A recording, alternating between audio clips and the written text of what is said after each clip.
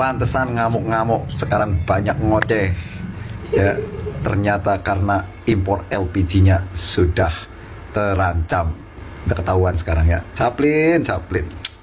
Emang agak lain loh. Misalnya gas. Gas ini sebenarnya batu bara bisa substitusi menjadi gas. Sehingga nggak perlu impor, itu nggak perlu sebetulnya LPG itu, karena bisa dibuat dari batu bara yang kita ini sangat melimpah. Nah kalau kita impor, lain yang senang impor ini yang bukan saya cari, udah ketemu lah siapa yang senang impor, udah ngerti ya. Hanya perlu saya ingatkan bolak-balik, hati-hati. Kamu hati-hati ya, saya ikuti kamu. Jangan menghalangi orang ingin membuat batu bara menjadi gas, gara-gara kamu senang impor gas. Karena banyak tingkah akhirnya kepleset lidah dan banyak masalah yang lo buat muncul ke permukaan. Kalau bilang itu masalah dulu, sama kenapa dulu waktu masih jadi wakilnya Pak Jokowi lo juga nggak ngomong masalah ijazah palsu. Sekarang bisnis lo terancam, baru ngoceh tentang Pak Jokowi suruh ngeluarkan ijazah asli. Emang pelawak lo. Kenapa JK akhir-akhir ini tuh menonjol banget ya? Mulai dari minta pemerintah naikin harga BBM, kemudian Juli sampai Agustus katanya chaos. Kemarin minta ijazah Jokowi yang asli ditunjukkan. Apa urusannya sih Pak? Jangan-jangan bener nih kata berita, ada kepentingan yang terganggu nih Bapak. Waduh, gimana menurut kalian? 3 kali dalam setahun ini, 3 kali saya minta waktu. Oke. Tapi tidak pernah, selalu alasannya sibuk-sibuk. Ya, setelah itu saya tidak mau lagi. Oke. Malu juga kalau 3 kali minta waktu tapi tidak diterima, kan tidak enak. Oke. Jadi berarti ketika Pak JK punya inisiatif untuk memberi nasihat Pak Jokowi supaya tidak terlalu jauh menyimpang, Ya. Pak Jokowi menghindar ya, tidak memberi Iya, kesempatan. saya tidak tahu menghindar, pokoknya 3 kali saya minta lewat seknek, lewat apa. Teman-teman, Pak JK bilang bahwa kasus yang sudah berlarut-larut ini sangat melelahkan. Sudah banyak energi, waktu, dan uang yang habis karena bergulirnya isu yang berkepanjangan ini. Jujur aja, di bagian ini saya pikir Pak JK memang benar, dan Pak JK sangat bijaksana. Namun kemudian bahwa Pak JK membebankan tanggung jawab penyelesaian kasus fitnah ini kepada pihak yang difitnah, bukan terduga pelaku pemfitnahan, dengan mengatakan tinggal tunjukkan, selesai. Inilah yang menjadi aneh. Buat saya, seorang JK ngomong begini bukan hanya aneh seperti yang saya bilang tadi, tapi juga bahkan mengecewakan. Bukan karena saya adalah loyalis Pak Jokowi, tapi justru karena saya adalah pengagum Pak JK. Pak Jokowi menolak usulan Yusuf Kalla untuk menunjukkan ijazahnya. Beliau mengatakan hanya akan menunjukkan di persidangan. Yang menuduh, yang membuktikan. Perlu kita ketahui secara bersama, guys ya, secara garis besar di sini, bahwa di sini Pak Jokowi adalah pihak yang dizolimi. Ya enggak? Iya. Apa urusannya orang-orang itu menggugat ijazah orang?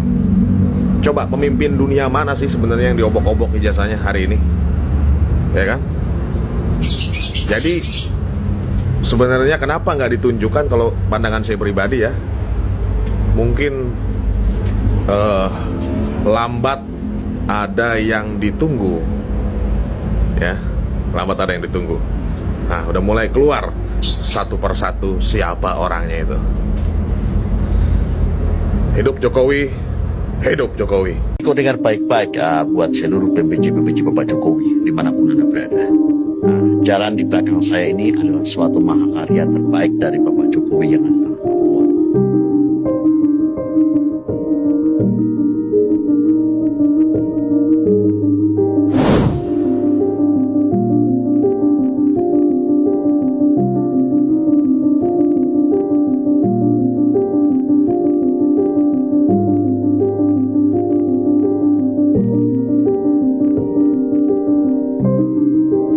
Wakil Presiden Yusuf Kalla atau JK ikut-ikutan mendorong Pak Jokowi menunjukkan ijazahnya.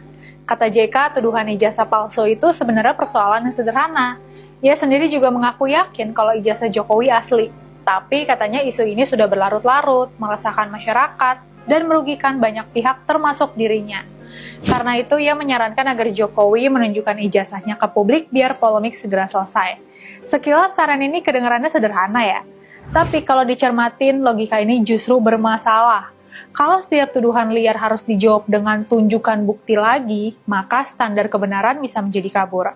Apalagi tuduhan ijazah palsu bukan lagi isu biasa, tapi sudah mengarah pada fitnah. Padahal negara ini punya mekanisme hukum untuk menyelesaikan sengketa seperti ini.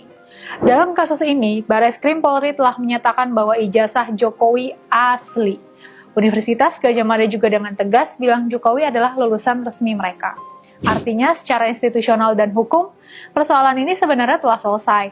Nah, pernyataan JK justru berpotensi memperpanjang narasi yang seharusnya sudah selesai. Jokowi tidak punya pengalaman. Dia kan gubernur DKI. Pengalamannya dari wali kota Solo. Tapi jangan tiba-tiba karena dia terkena Jakarta, tiba-tiba dicalonkan presiden, bisa hancur negeri, bisa masalah negeri ini. Pak Jokowi di sini secara umum lebih baik daripada Prabowo karena pengalaman. Saya juga menghargai Pak Prabowo karena kejujurannya. Artinya kalau itu terasa dianggap baik, dia akan puji Pak Jokowi. Itu tadi teman-teman beberapa cuplikan video tentang Pak Yusuf Kalla ya. Netizen mengatakan apakah bisnisnya terganggu dengan ketegasan Pak Jokowi ya. Saya pribadi tidak punya bukti-bukti atau analisa sampai sejauh itu dan mengarah ke sana ya. Mungkin yang lebih paham silakan berkomentar. Tapi tentang chaos di bulan Juli Agustus, saya pikir Pak JK mendasarkan pada perang dan krisis energi yang menjadi pemantiknya ya. Lalu Pak JK menyarankan BBM naik. Nah, menurut saya ini yang saya tidak setuju ya. Kalau BBM naik itu mendadak begitu, wah malah bisa-bisa chaosnya terjadi sekarang ya. Ditambah kemarin ada pembelian motor listrik, kaos kaki, tablet. Nah, jadi rakyat yang mengalami dampak kenaikan BBM diperhadapkan dengan berita-berita seperti tadi yang saya sebut, wah pasti lebih mudah marah ya teman-teman. Nah, jadi menurut saya untuk saat ini subsidi atau bantalan dari APBN terhadap harga BBM itu udah yang paling tepat ya. Kita mengapresiasi pemerintah sekaligus ya, sebenarnya banyak sekali kritik yang bisa kita layangkan kepada pemerintah tentang kinerjanya, terutama BGN ya, yang menghambur-hamburkan anggaran ya teman-teman. Gitu pun dengan pembelian mobil ya, seperti untuk Kopdes ya. Jadi kita bisa melihat di situ ada paradoks ya. Di satu sisi dituntut efisien, di satu sisi mereka sendiri yang boros. Jadi nyuruh orang irit tapi diri sendiri boros. Ya ini salah ya. Justru di tengah tipisnya kepercayaan kepada pemerintah, teladan itu yang dibutuhkan, bukan omongan. Kalau omongan 1000 akan kalah sama satu tindakan.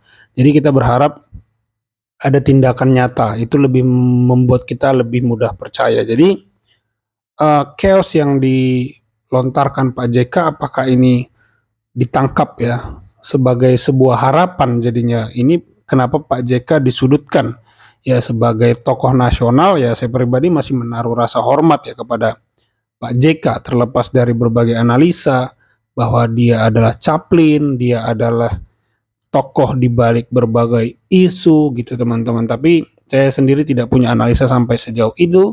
Tapi bagi saya ketika Pak JK menyuruh Pak Jokowi menunjukkan ijazah, di situ dia menurut saya pertama tidak menyelami pola pikir Roy Suryo, Dr. Tifa dan lain-lain, yang sekalipun nanti buktinya ditunjukkan itu pasti nggak akan percaya ya.